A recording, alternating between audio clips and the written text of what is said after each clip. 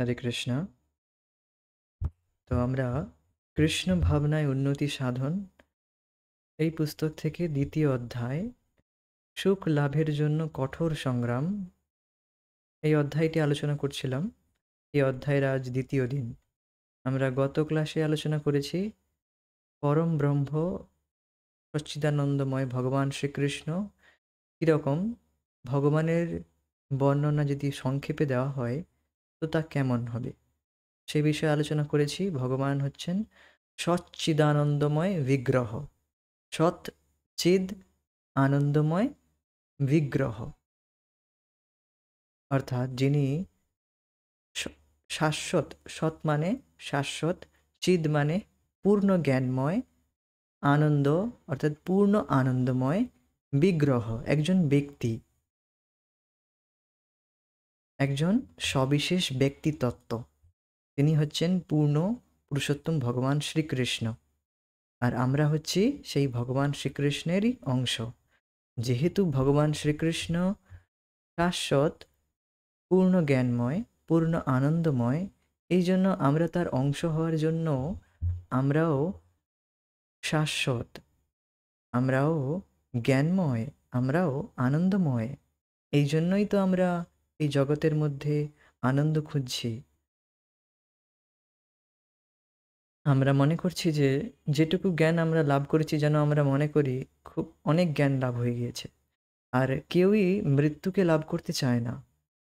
সবাই বাঁচতে চায়, কেউই মৃত্যু লাভ করতে চায় না। একটি পিঁপড়ে থেকে শুরু করে একটি ব্রহ্মা পর্যন্ত সবাই, প্রত্যেকটা জীব দেখবেন সে বাঁচতে চায়। একটা পিঁপড়েকেও মারতে চেষ্টা করবেন ভুল, অর্থাৎ ভুলবশত যদি পাও পড়ে যেতে চায়, সে দেখবেন একটু ছুটে কোনো রকম বাঁচতে চায়।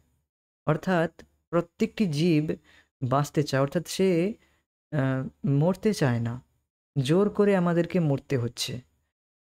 এই জন্যই আমাদের বোঝা উচিত আমরা হচ্ছে স্বরূপে অমর।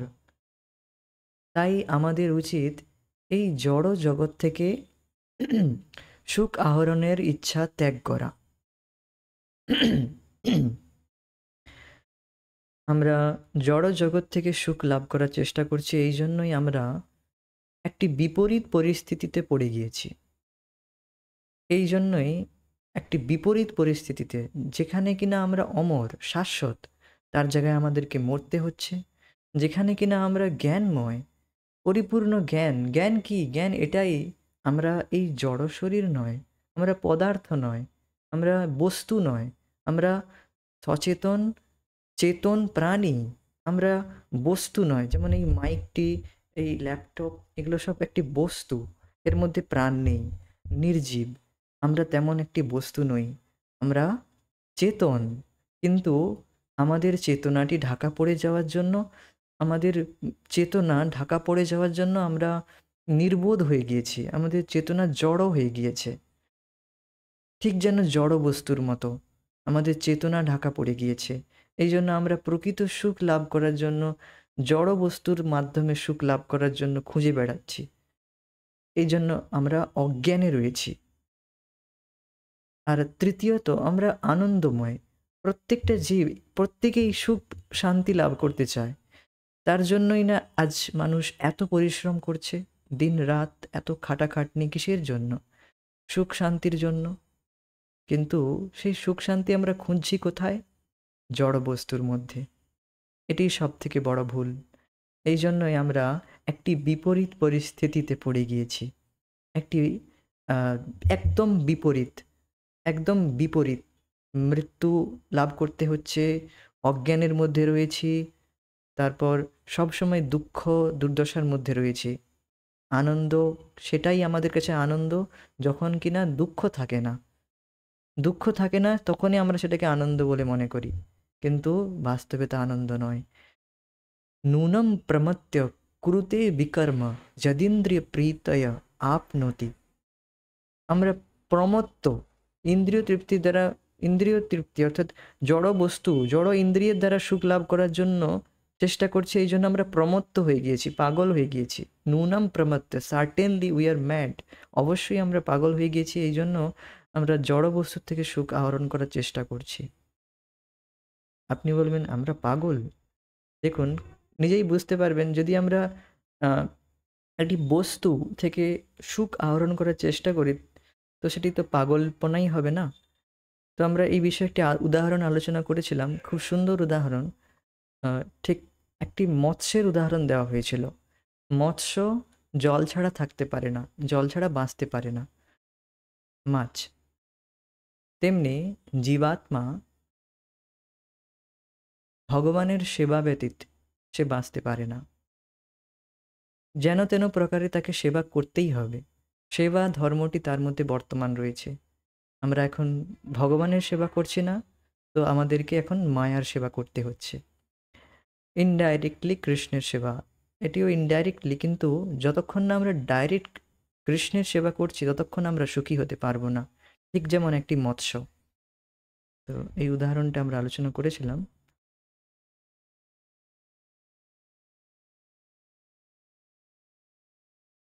এরপর আজকের বিষয়ে আসা যাক।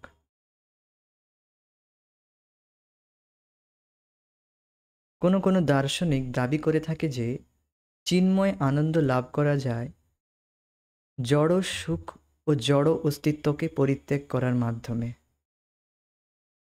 তো এর আগে এখানে এই লাইনটা খুবই গুরুত্বপূর্ণ ছিল। তাই তাকে অবশ্যই ভিন্ন এক ধরনের আনন্দ দান করতে হবে, যা চিন্ময় নির্যাস সম্পন্ন। আমরা জড় বিষয় থেকে সুখ আহরণ করার চেষ্টা করছি, এই জন্য আমরা সুখী হচ্ছি না। আমাদের দরকার চিন্ময় নির্যাস সম্পন্ন আনন্দ। চিন্ময় নির্যাস কি? চিন্ময় নির্যাস এটাই হরিকথা, ভগবানের সম্বন্ধে শ্রবণ কীর্তন করা। এখান থেকেই আমরা প্রকৃত সুখ লাভ করতে পারব। আমাদের উদ্দেশ্য হওয়া উচিত চিন্ময় আনন্দ উপভোগ করা, এবং কখনোই এই ক্ষণস্থায়ী সুখভোগ নয়।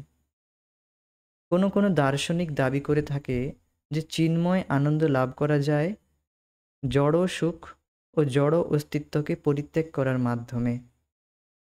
শ্রীপাদ শঙ্করাচার্য প্রদত্ত জড় কার্যকলাপ পরিহারের তত্ত্বটি মানব সমাজের একটি নগণ্য অংশের ক্ষেত্রে কার্যকরী হতে পারে, কিন্তু প্রত্যেকের জন্য আনন্দ লাভের সর্বশ্রেষ্ঠ ও সুনিশ্চিত পন্থাটি হল শ্রী চৈতন্য মহাপ্রভু প্রদত্ত ভক্তিমূলক কার্যকলাপের অনুষ্ঠান বা ভক্তিযোগে ভগবানের সেবা। এই ভক্তিমূলক কার্যকলাপ সমগ্র জড় প্রকৃতির অবস্থানই বদলে দিতে পারে। তো দেখুন, শ্রীপাদ শঙ্করাচার্য তিনি হচ্ছেন নিরাকারবাদী। যখন বেদ শাস্ত্রের ব্যবহার করে কিছু মানুষ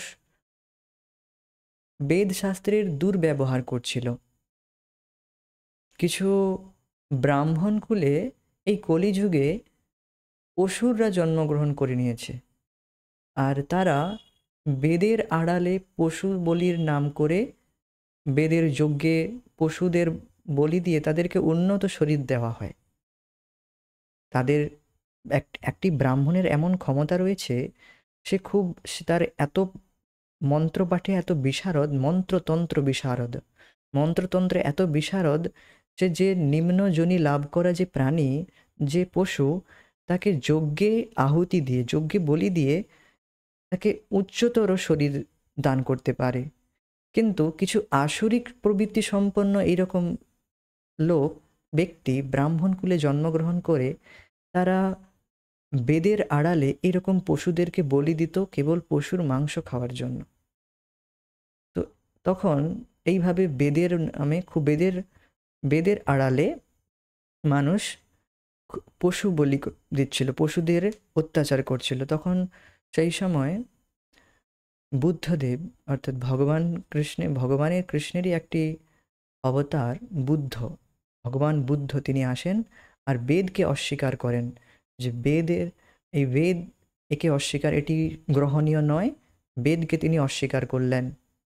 তারপর বেদ অস্বীকার করার জন্য তখন তিনি বললেন যে আমাদের এই জগৎ থেকে মুক্তি লাভ করতে হবে, তার জন্য আমাদেরকে শূন্যে লীন হয়ে যেতে হবে।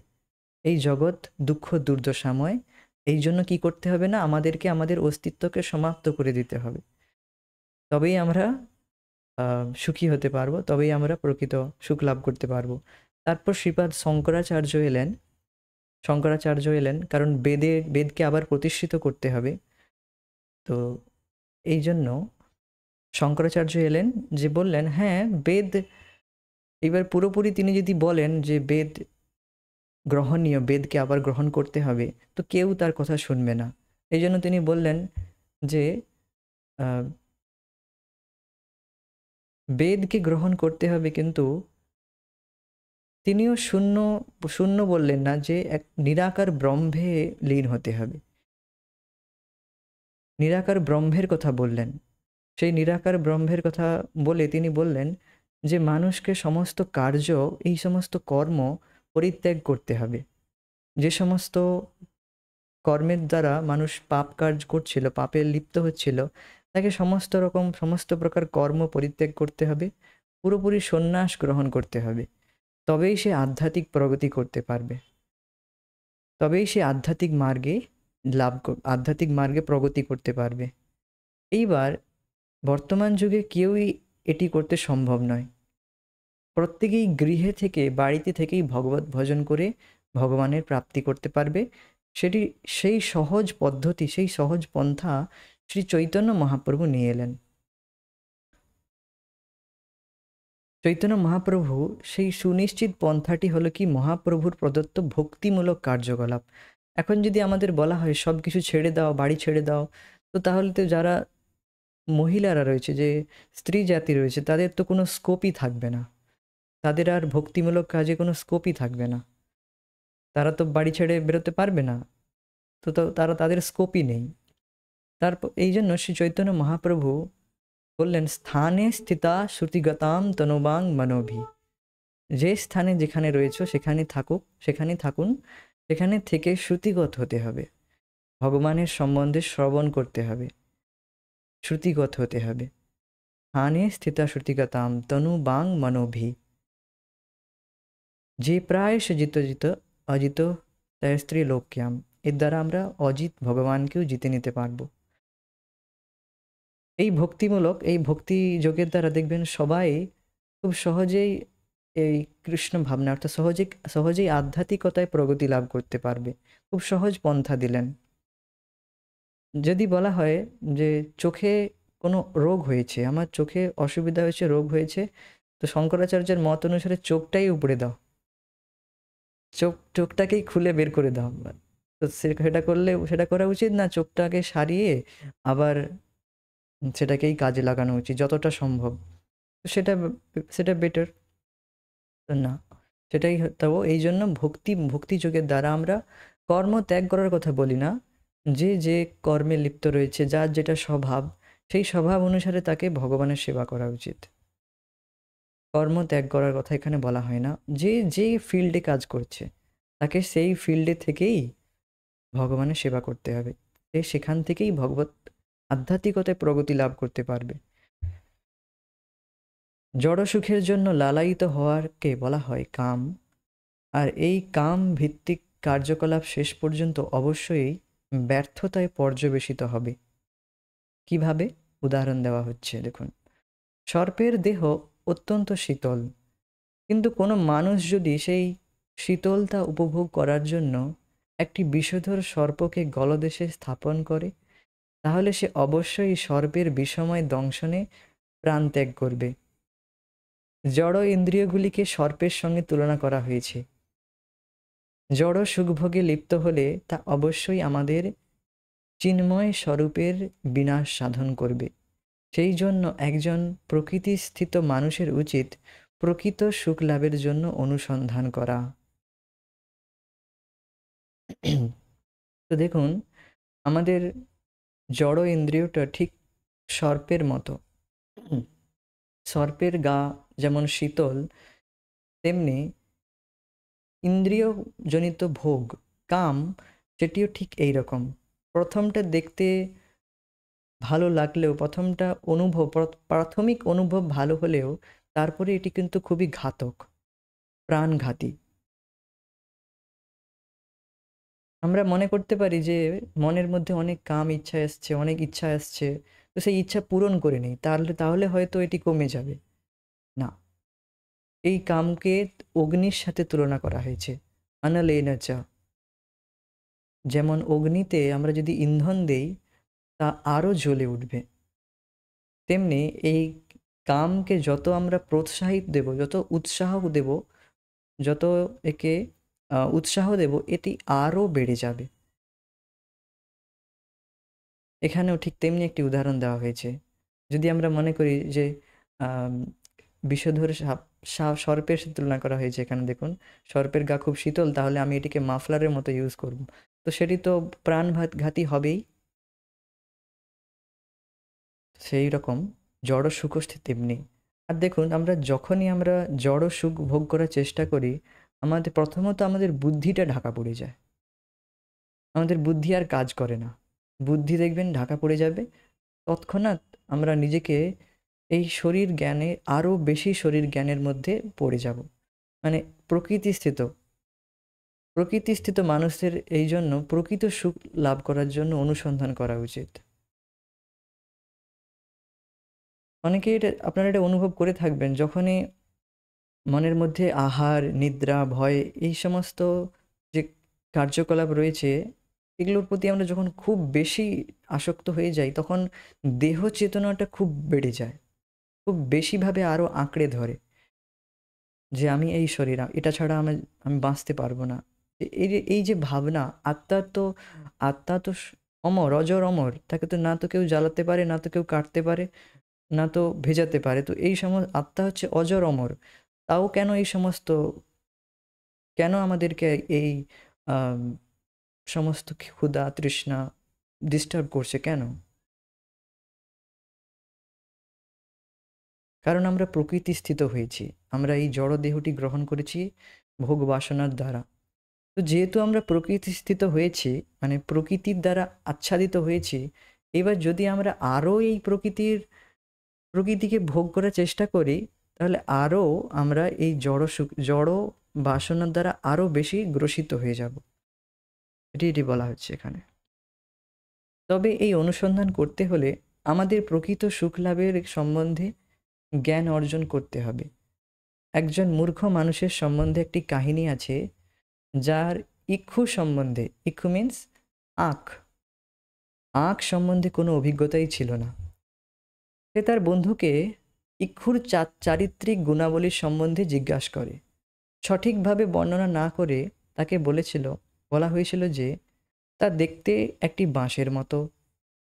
ফলস্বরূপ সে বাঁশ থেকে নির্যাস আহরণ করার চেষ্টা করলে স্বাভাবিকভাবেই ব্যর্থ হয়। এটি হচ্ছে মায়াগ্রস্ত জীবের অবস্থা, যারা নিত্য সুখলাভের প্রচেষ্টায় এই জড় জগৎ থেকে সুখ আহরণ করার চেষ্টা করে। জড় জগৎ কেবল ক্লেশময়ই হয়, কিন্তু তা ক্ষণস্থায়ী ও সীমিত। ভগবদ্গীতায় জড় জগৎকে ক্লেশময় বলা হয়েছে। তো দেখুন, এখানে উদাহরণ দেওয়া হচ্ছে, আমরা সুখ লাভ করার চেষ্টা করছি এই জগৎ থেকে। এই জগৎটি কীরকম? ঠিক যেন বাঁশের মতো। যেমন একটি উদাহরণ দেওয়া হচ্ছে, এক ব্যক্তির আঁখ সম্বন্ধে কোনো জ্ঞান নেই, তো তাকে তার বন্ধু বলল আঁখ এইরকম, ঠিক যেন বাঁশের মতো হয়, আর এইরকমই ঠিক লম্বা বড় বড়।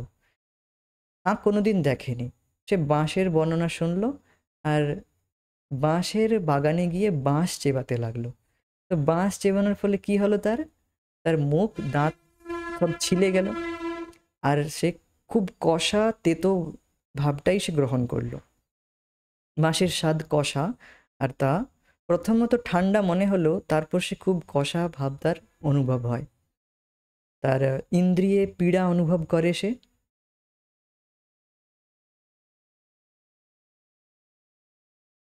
এক মিনিট। তো যখনই সেই ব্যক্তি এইভাবে অজ্ঞান সম্মতভাবে বাঁশ চেবাতে যাবে, তখনই সে দুঃখ পাবে। ঠিক তেমনি আমরা যখন এই অজ্ঞানের দ্বারা বশীভূত হয়ে, আমাদের তো জ্ঞান নেই যে প্রকৃত সুখ কী, তখন আমরা কি করব? সেই অজ্ঞান সম্মত ব্যক্তির মতো প্রকৃতি থেকে সুখ আহরণ করার চেষ্টা করব।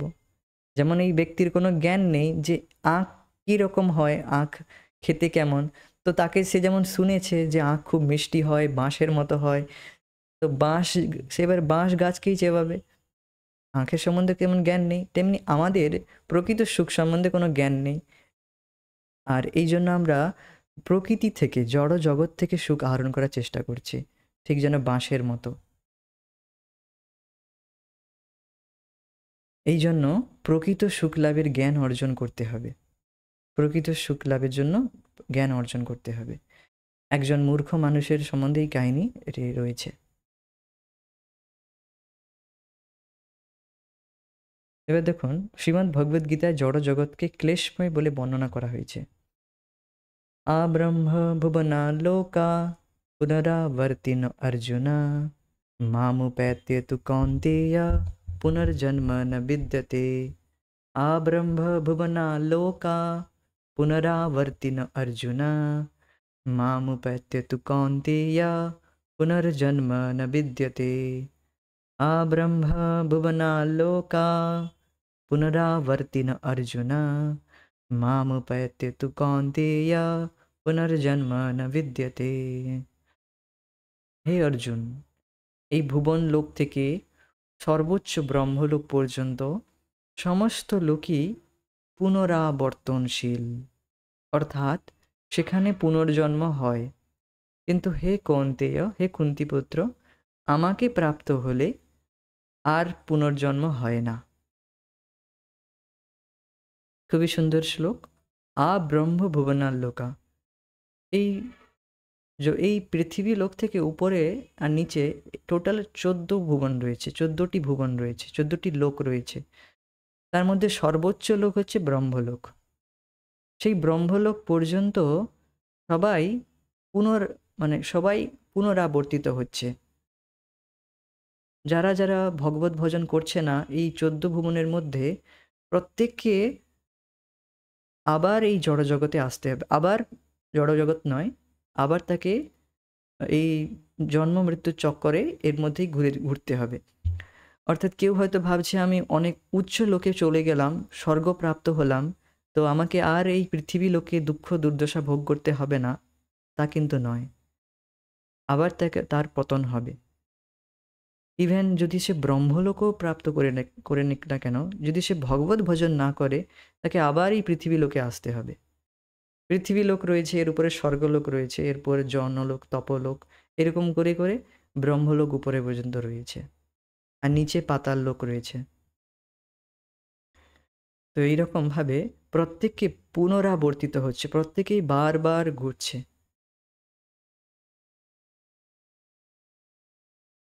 সুখ লাভ করা দৃঢ় বাসনা স্বাভাবিক এবং ভালো, কিন্তু তা তথাকথিত বৈজ্ঞানিক ব্যবস্থাপনার মাধ্যমে জড় বস্তু থেকে লাভ করার মাইক প্রচেষ্টা ব্যর্থতায় পর্যবেসিত হয়। সুখ লাভ করার ইচ্ছা সবাই, এটা ভালো। আমরা যেহেতু স্বভাবে আমরা যেহেতু ভগবানের অংশ, এই জন্য এটি স্বাভাবিক রয়েছে সবার মধ্যে। সবাই সুখ লাভ করতে চায়, সেটার জন্য কারোর নিন্দা করা হয় না। আমরা প্রত্যেকেই চাই যে আমরা প্রত্যেকটি জীবাত্মা, প্রত্যেকটি জীব সুখী হোক, তারা ভালো থাকুক। কিন্তু তা তথাকথিত বৈজ্ঞানিক ব্যবস্থার মাধ্যমে হচ্ছে।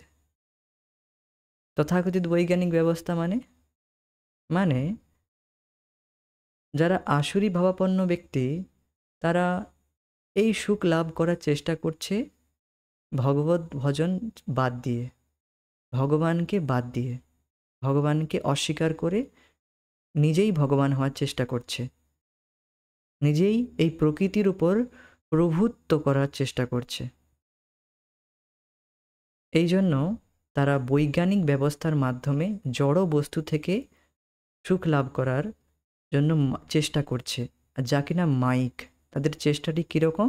মাইক প্রচেষ্টা। মাইক মানে ব্যর্থ প্রচেষ্টা, কেবল মায়ার দ্বারা প্রভাবিত, ব্যর্থতায় পর্যবেসিত হয়, অবশেষে তারা ব্যর্থ হয়। মূর্খ মানুষেরা এটি বুঝতে পারে না। মানুষ কিভাবে জড় সুখের জন্য কামের দ্বারা চালিত হয়, সেটিও শ্রীমদ্ ভগবদ্গীতায় বর্ণনা করা হয়েছে। ইদমদ্য ময়া লব্ধম ইদম ইমম প্রাপ্স্য মনোরথম ইদমস্তি ইদমপি মে ভবিষ্যতি পুনর্ধনম ইদমদ্য ময়া লব্ধম ইমম প্রাপ্স্যে মনোরথম ইদমস্তি ইদমপি মে ভবিষ্যতি পুনর্ধনম ইদমদ্য ময়া লব্ধম ইমম প্রাপ্স্যে মনোরথম ইদমস্তি ইদমপি মে ভবিষ্যতি পুনর্ধনম।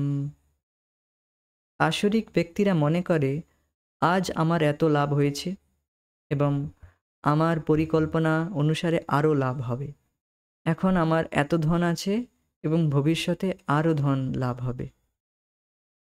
ইদম আদ্যম ময়া লব্ধম, আজকে যা লাভ হয়েছে, ইমম প্রাপ্স্যে মনোরথম, যা আমার পরিকল্পনা ছিল, ইদম অস্তি ইদমপি মে ভবিষ্যতি পুনর্ধনম, ভবিষ্যতে আরও ধন লাভ হবে।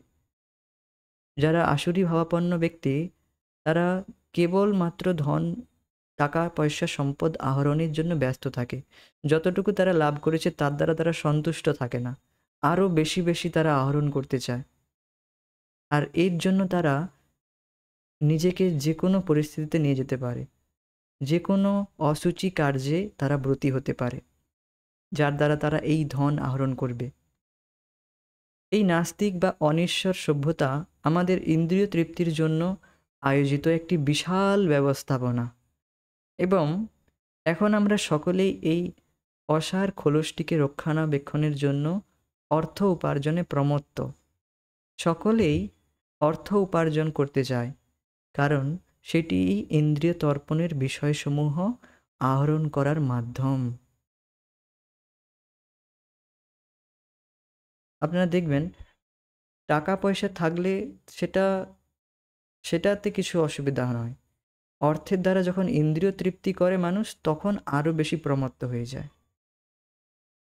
ঠিক যেমন যখন লকডাউন ছিল, তার আগে, তার ঠিক পরে যখন নোটবন্দি হয়েছিল, এক সময় হয়েছিল ঠিক, তো সেই সময় দেখবেন অনেকে বস্তা বস্তা টাকা পয়সা সব খালে ফেলে দিচ্ছিল। তো সেই অর্থের কোনো ভ্যালু ছিল তখন, কারণ তার সমস্ত বাতিল হয়ে গিয়েছিল। 1000 টাকা না 500 টাকা কিছু নোট, এরকম 2000 টাকা, 2000 টাকার নোটগুলো মনে হয় বাতিল হয়ে গিয়েছিল। তো তাদের কাছে যে বস্তা বস্তা নোট ছিল, সব তারা নিয়ে যত খাল বিল নালাতে ফেলে দিচ্ছিল, কারণ সেই অর্থের আর কোনো লাভ নেই। তো এই অর্থের উপার্জনের মূল উদ্দেশ্য হচ্ছে ইন্দ্রিয় তৃপ্তি। এই জন্য মানুষ এত বেশি আহরণ করছে, এত বেশি অর্থ আহরণের পিছনে ছুটছে। স্বাভাবিকভাবে এই ধরনের আগ্রাসী মানসিকতা সম্পন্ন পরিবেশে শান্তির আশা করা একটি অলীক কল্পনা মাত্র। যতক্ষণ পর্যন্ত বিন্দুমাত্র ইন্দ্রিয় তর্পণ বা ইন্দ্রিয় তৃপ্তির বাসনা বর্তমান থাকবে, ততক্ষণ শান্তি দূরবর্তী থাকবে। কারণ স্বভাবত আমরা সকলেই পরমেশ্বর ভগবানের নিত্য সেবক, এবং তাই আমরা কোনো কিছুই আমাদের নিজেদের স্বার্থে উপভোগ করতে পারি না। এই জন্য আমাদের অপ্রাকৃত সেবায় আমাদের ইন্দ্রিয়সমূহ নিয়োজিত করার এবং সব কিছু তার প্রীত্যার্থে ব্যবহার করার শিক্ষালাভ অত্যন্ত প্রয়োজন। এটিই কেবল আমাদের অভীপ্সিত শান্তি বহন করে আনতে পারে। তো জাগতিক মানুষেরা, যারা আসুরি ভাবাপন্ন মানুষ, তারা কি করছে? জাগতিক উপায়ে নিজের কাম বাসনার দ্বারা প্রভাবিত হয়ে তারা প্রকৃতিকে ভোগ করার চেষ্টা করছে। ঠিক যেন রাবণ রাবণ সে কি করেছিল? সে স্বর্গলোক যাওয়ার জন্য একটি সিঁড়ি তৈরি করবে বলে ভেবেছিল। এমন একটি সিঁড়ি তৈরি করব যার দ্বারা কোনো যজ্ঞ, কিছু তপস্যা করার কিছু লাগবে না, এই সিঁড়ি বেয়েই আমরা সকলেই স্বর্গে চলে যাব। তেমনি এই জগতের মানুষেরা ভিন্ন ভিন্ন বৈজ্ঞানিক পরিকল্পনা করছে, যার দ্বারা তারা উচ্চ গ্রহে যেতে পারবে, কিন্তু তারা অসফল থাকবে সবসময়ের জন্য। তাদের যে এই ইচ্ছা, বাসনা, তা সবসময় ব্যর্থতায় পর্যবেসিত হবে, কারণ এর মূল কেন্দ্র রয়েছে ইন্দ্রিয় তর্পণ। এই জন্য শান্তি দূরবর্তী থাকবে। শান্তি তখনই বজায় থাকবে যখন কৃষ্ণ ভাবনা কেন্দ্রে থাকবে। আসুরি ভাবাপন্ন মানুষেরা তারা একে অপরকে শত্রু বলে মনে করে। তারা নিজে বাঁচার জন্য সকলকে মারতে পারে। এই জন্য দেখবেন আসুরি ভাবাপন্ন মানুষেরা তাদের যে সীমাটা যত বাড়তে থাকে সেটি তত আরও শান্তি তাদের শান্তি থাকে না। কি বললাম বুঝতে পেরেছেন? মানে এই আসুরি ভাবাপন্ন মানুষেরা ইন্দ্রিয় তৃপ্তিটাই এদের কেন্দ্র। একটি পরিবার থেকে এটি বাড়তে থাকে। পরিবার থেকে এটি একটি মানুষ যদি আসুরি ভাবাপন্ন হয়, তারপর এটি পরিবার লেভেলে আসলো, তারপর রাষ্ট্রীয় লেভেলে। তো দেখছেন রাষ্ট্রের মধ্যে সঙ্গে রাষ্ট্রের একটি যুদ্ধ লেগে রয়েছে। তাদের মধ্যে শান্তি নেই। তো এই শান্তি স্থাপন কি করে? বিশ্ব শান্তির জন্য সম্মেলন হচ্ছে। এই সম্মেলন যে হচ্ছে এখানে কি শান্তি স্থাপিত হবে? না। কারণ কেন্দ্রে ইন্দ্রিয় তৃপ্তি রয়েছে। যখন শান্তি কখন স্থাপিত হবে? যখন কেন্দ্রে কৃষ্ণ থাকবে, পরমেশ্বর ভগবানের কৃত্যার্থ, তখনই শান্তি স্থাপিত হবে। তো এটি হচ্ছে শান্তির সূত্র। দুইজনের মধ্যে একটি পরিবার থেকে দেশ, সমাজ, যত বৃহত্তর যত স্তর দেখবেন, কেন্দ্রে যদি কৃষ্ণ থাকে তাহলেই শান্তি স্থাপিত হবে। যেমন যুধিষ্ঠির মহারাজ, পরীক্ষিত মহারাজ, এরা পুরো পৃথিবীকে রাজত্ব করেছিল, পুরো পৃথিবীকে শান্তিতে রেখেছিল। কারণ পুরো পৃথিবীতে ধর্ম তখন স্থাপিত ছিল, পুরো প্রত্যেকেই কৃষ্ণ সেবায় নিয়োজিত ছিল। এটি হচ্ছে শান্তির মূল সূত্র।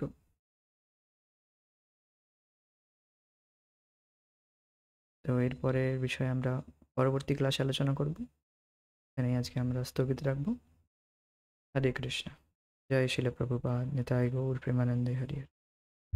Thank you so much. Thank you for joining.